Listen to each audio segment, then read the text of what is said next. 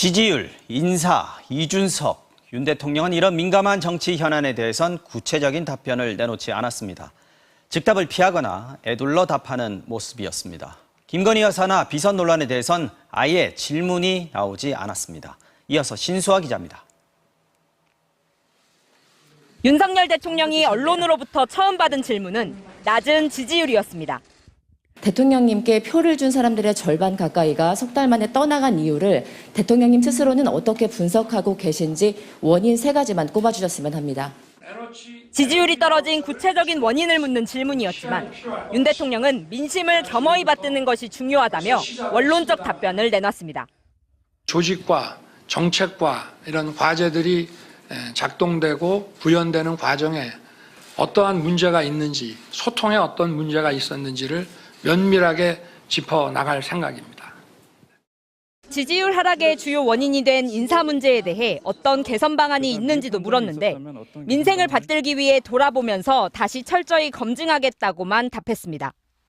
이런 지지율 반등이라고 하는 그런 정치적 목적을 가지고 해서는 저는 안 된다고 생각하고 좀 시간이 필요할 것 같습니다. 인적 쇄신의 폭을 넓히란 여론과는 거리감 있는 인식이란 지적이 나옵니다. 특히 윤 대통령은 대통령 자신과 윤핵관을 공격하며 연일 비판 강도를 높이고 있는 이준석 전 대표에 대해선 답을 회피했습니다. 대통령으로서 민생 안정과 국민의 안전에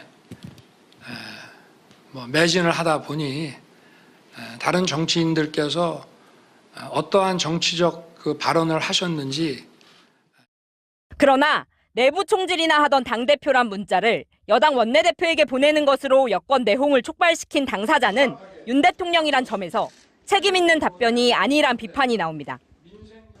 민감하지만 중요한 현안에 대한 대통령의 생각을 제대로 들을 수 없었습니다. 김건희 여사와 관련한 비선 논란, 사적 채용 의혹 같은 국민들이 궁금해할 만한 질문은 아예 나오지 않았고 이에 대한 대통령의 언급도 없었습니다.